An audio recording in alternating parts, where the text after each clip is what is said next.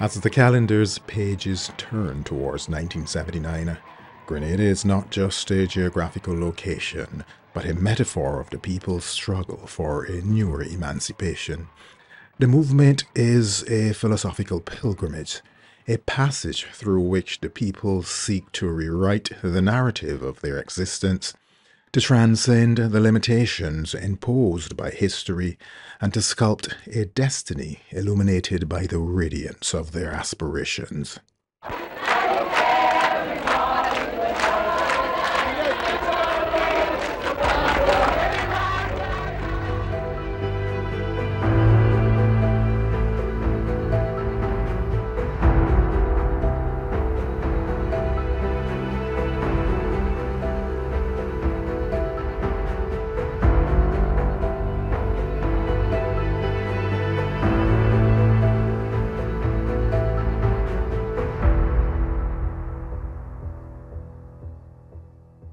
A very warm welcome to Resilience of the Spice Isle. I'm Sherwood McCaskey. I'm pleased that you have joined us.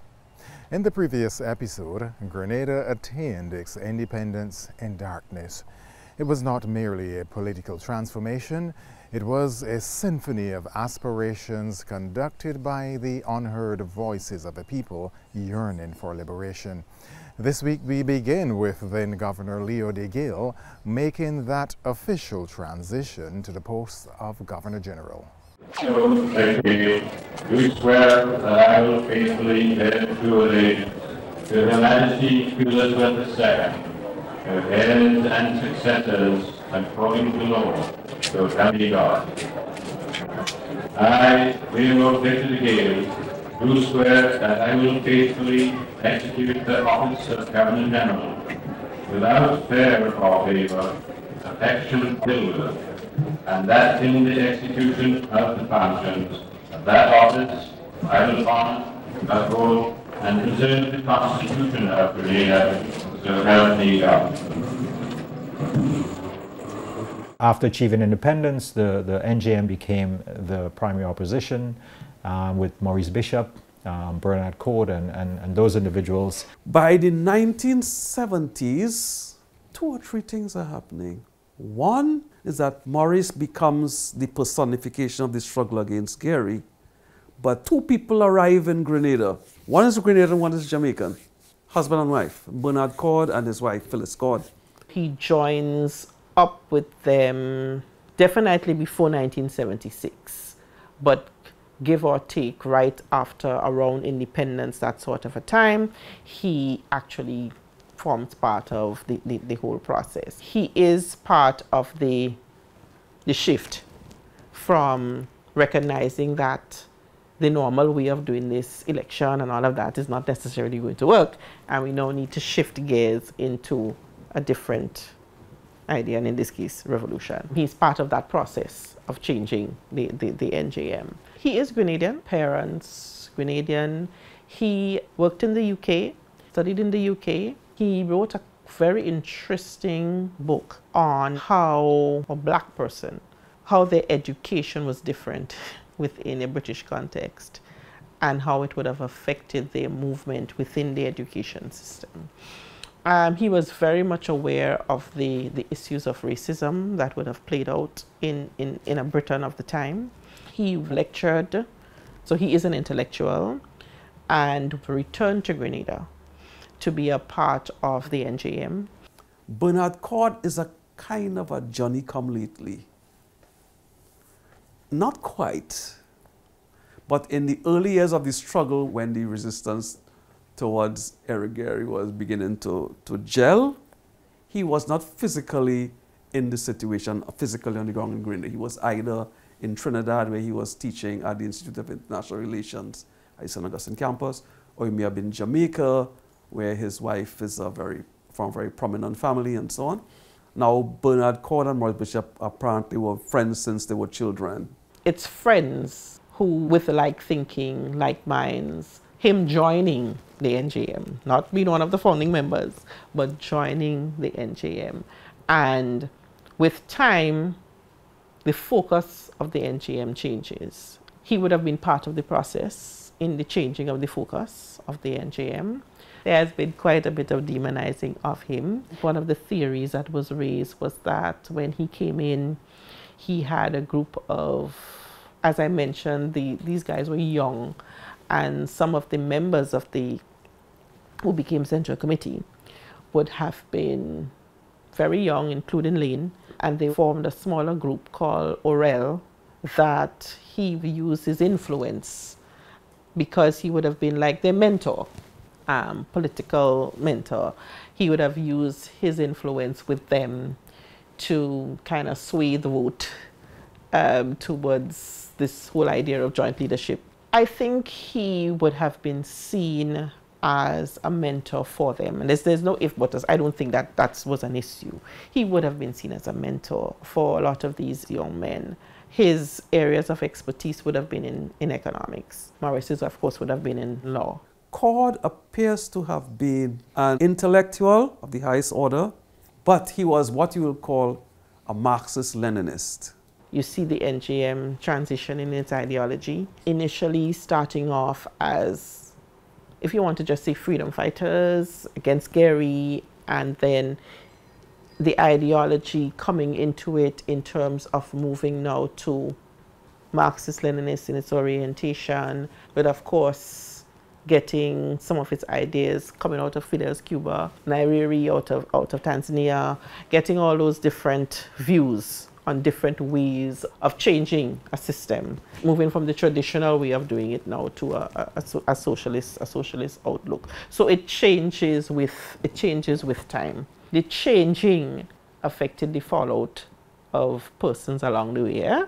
So, for example, Teddy Victor, who would have been part of the old Jewel, with time distanced himself from what NJM would have become, and that shift towards that Marxist-Leninism. And that continued well into the mid-1970s. Now, political scientist Dr. George Bell reflects on his meeting of Bernard Cord and what possibly influenced and underpinned Cord's political philosophy. The New Deal movement was developing at the time when I was a graduate student in Britain. So I was in the United Kingdom at the time when they would have been making outreaches to other radical movements in the Caribbean and in Barbados. While I was doing my PhD, my brother Francis, who is now Justice Bell, wrote me a letter asking if I would join a radical movement that he said was going in Barbados called Manali, the Movement for National Liberation. And I wrote back to him and told him, well, if I were in Barbados, I presume that I would join such a movement. He told me that most of them were a group of Carmerian boys who had been looking at my master's work. While I was talking to my brother then, who became the leader in Manali, they were having fraternal relations with the fellows in Grenada. So they knew a lot of the guys, you know, Everett Lane, Cornwall, James, Matt Barnett, all these fellows, they knew these people personally. I was removed from that situation because of the fact that I was overseas. But I was influencing them in terms of ideas in relation to how they were thinking and what to do with developing Manali and its programs and so on. When I went to Jamaica as an undergraduate, my first year as an undergraduate, I went to Jamaica essentially with an exposure to Marxist Mao Zedong thought. When I spoke in tutorials in Jamaica and so on, the Jamaican radicals were surprised because Barbadians are supposed to be conservative. Okay? Those say that, last say that all these categories for Bajans. To tell you that one, that you ain't supposed to be talking on progressive, supposed to be conservative, reactionary, backward. And here was this Bajan knowing more about Marxism and things like that. So Trevor Monroe, who is identified as this leading Caribbean Marxist or communist even, picked me up and told me that he carried me down into Kingston and so on to look at some of the activities that they were doing down there, Wellman Street, the Abeng newspaper, and so on. And that is where I started to have a relationship with that. He left in Jamaica. They always knew that I was a Bajan. They were always conscious of that. But they had great trust in me because of what I could handle at the theoretical level. I heard when Monroe was threatened, when the University and Allied Workers Union was seeking to win the vote on campus for the union. And this would be against the Bustamante Industrial Trade Union. The Bustamante Industrial Trade Union brought gunmen onto the campus. One of the GLP fellows, Jamaican Labour Party people, told Monroe, okay, you're going to win up here, but if you ever come off campus, we're going to break your head. That's what he told him. Monroe invited me to come into a study group that he was holding at his home. He had formed the Workers' Liberation League, and the Workers' Liberation League was to be the forerunner to the Workers' Party of Jamaica. But in terms of understanding the development of the party structures, you build the league first, and then you move to the party. So I went to this study group. You had to get there at 7 o'clock in the morning.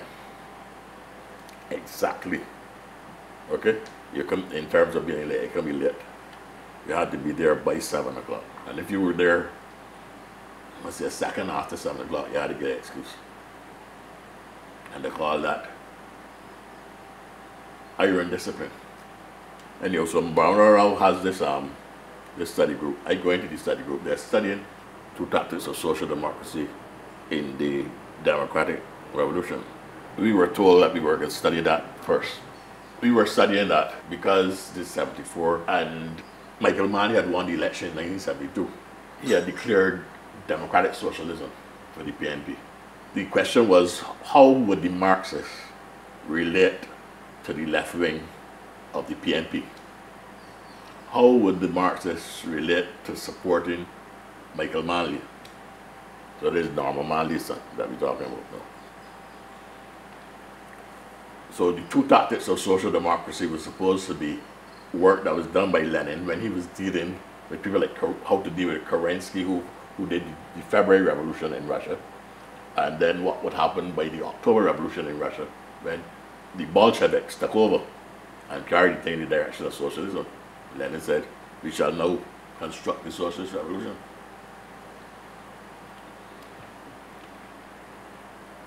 So we are supposed to study this thing.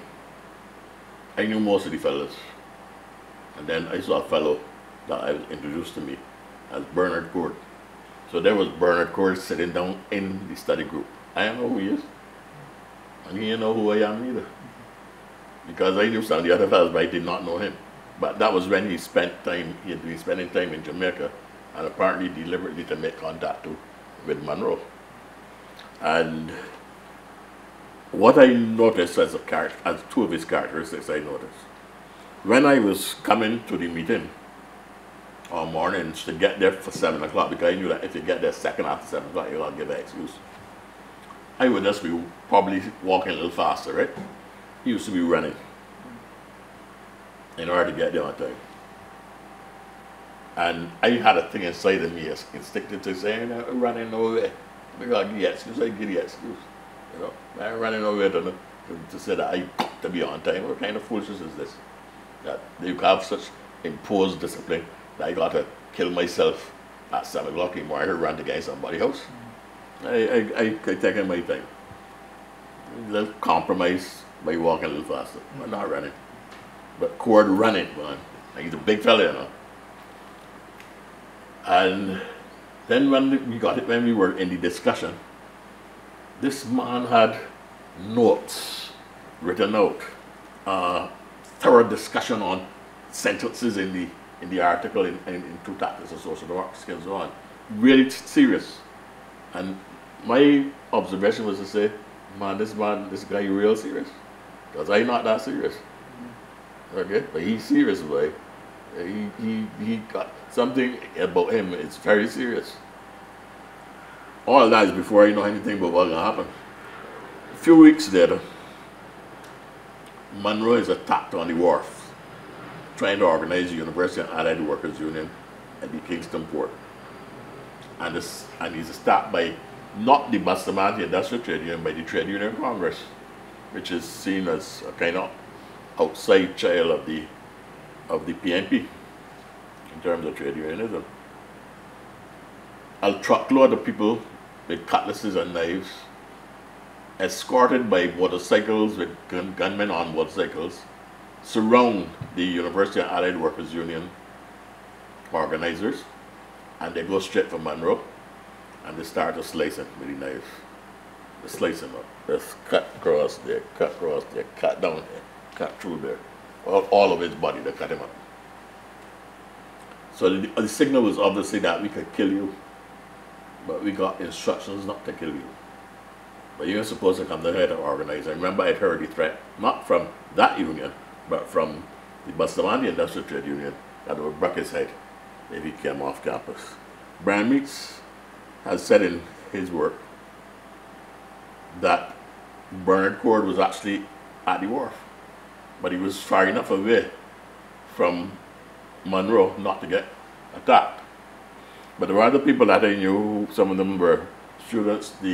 Rupert Lewis was a lecturer when I came back from England. He was lecturing the first year with me. Mark Figueroa was somebody that grew up on campus, one of the Figueroas. A number of fellows were down there with Monroe, and people jump up in the chest and all that kind of thing, okay? But they cut up Monroe. And the night, I remember Monroe going to the Students' Union to talk to the university workers, with bandages all over him. And he said, "Don't worry, a small but a Talawa." That's what he said. Small but a Talawa, so that he can survive and he take the cuts. But soon after that, I had to go to England then to start my PhD. So that study group never met again. And that was the first time that I had seen Bernard Cord. A man who later became a central figure in Grenada's politics and was a major player in the philosophical yearning for autonomy, allowing to redefine the destiny of a nation tired of being a mere footnote in the script of others. We are now in the year 1976. In 76, so there's a lot of anti-Gary sentiment within the NJM. The thought was, if we can get rid of Gary by proper means, now they would have gone through victimization, they would have gone through violence in the lead up to independence, but Gary still gets independence and he's still the first prime minister. So let's try the democratic way of doing this. There was an election in 1976 and the New Jewel movement, they contested the elections along with the traditional Grenada National Party led by Herbert Blaise at the time and mounted an alliance against Eric Gary's Grenada United Labour Party. So they joined up with GNP, who's very conservative, and they formed the People's Alliance, thinking that this might be a good way to get rid of Gary. It didn't work. He won the elections. In that election, the opposition won 6 out of the 15 seats. So Gary had won 9 seats and the opposition won 6 seats.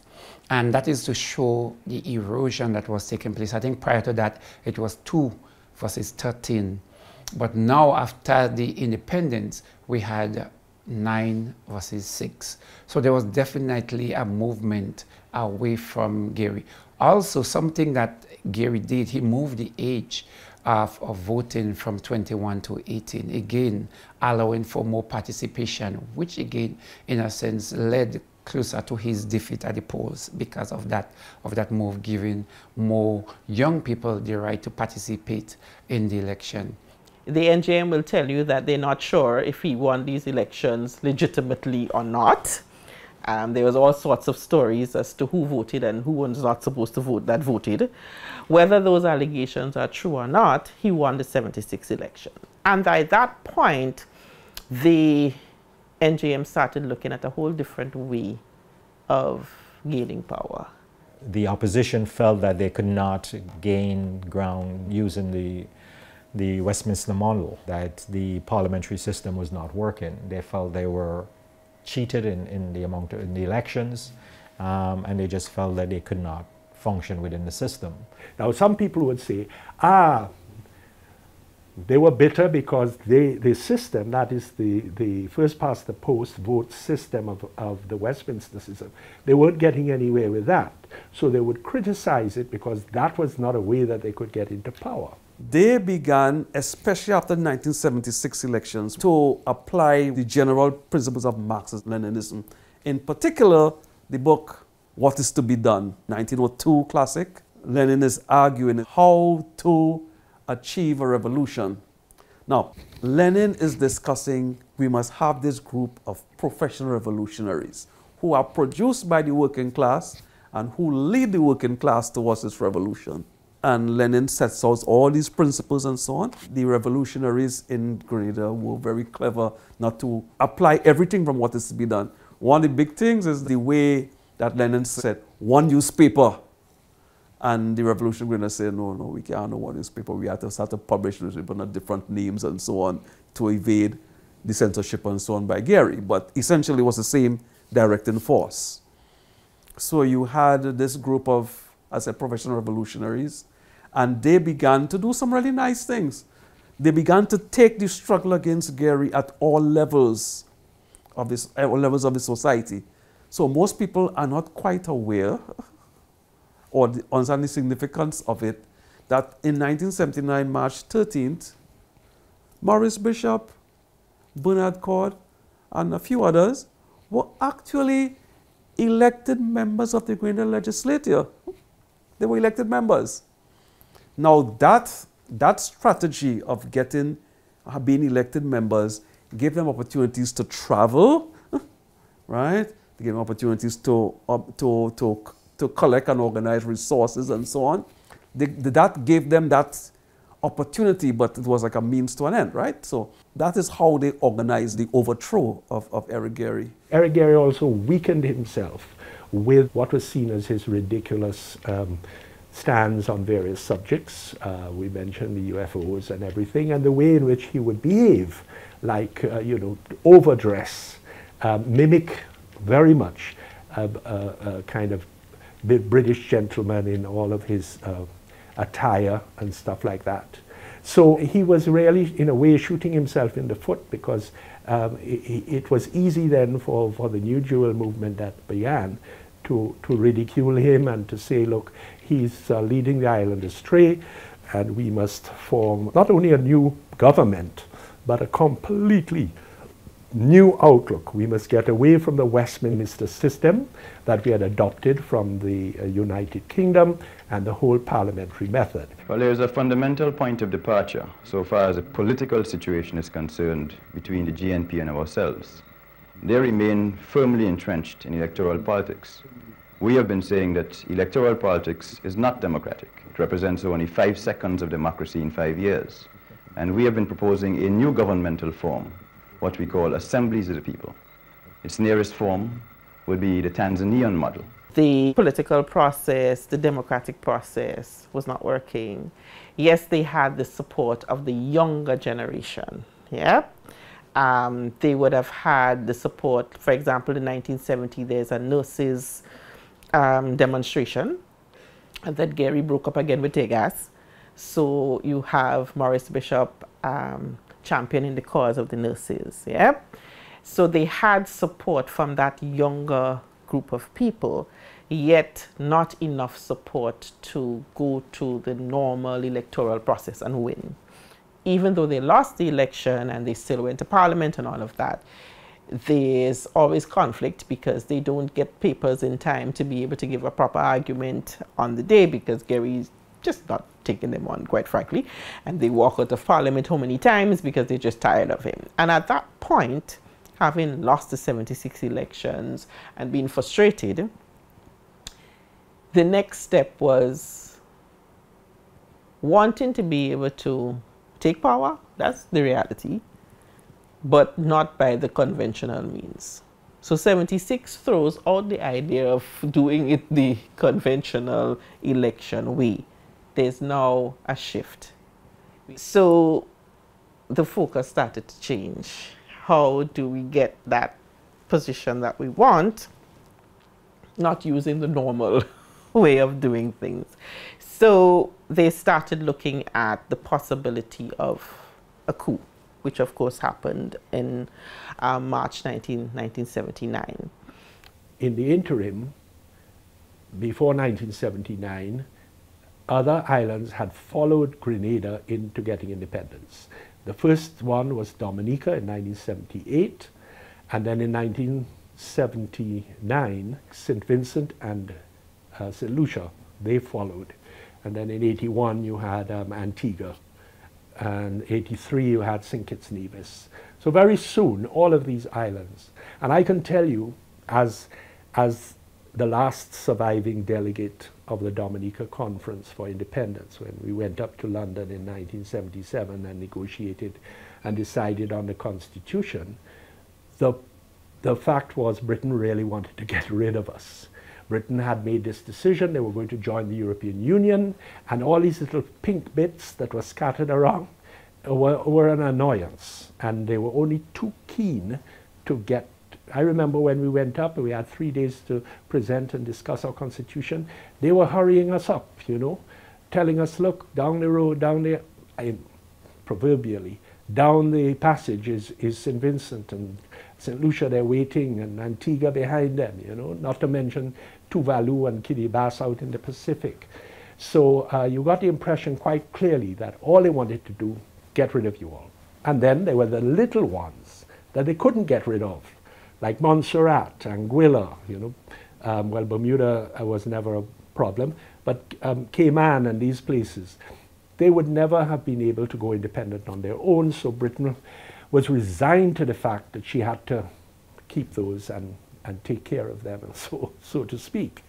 But certainly, in that period of the 70s, Britain was brushing off all of these islands. So by the time the first move of the revolution happened in 1979, a number of those islands, Dominica particularly, was already independent, and it was destined that in 79, St. Vincent and the Grenadines and St. Lucia would follow suit.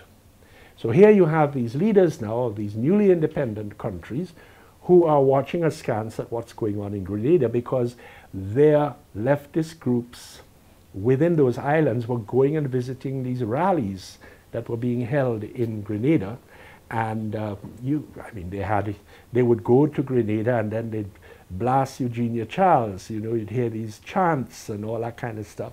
So it's an extremely peculiar situation. So by 1979, of course, there was an uprising, and the Grenada Revolution occurred then on March 13th. So the 1970s was what Brother Valentino would have called in Calypso the roaring 70s, and it really did roar in Grenada. Memories, I will always remember the roaring 70s.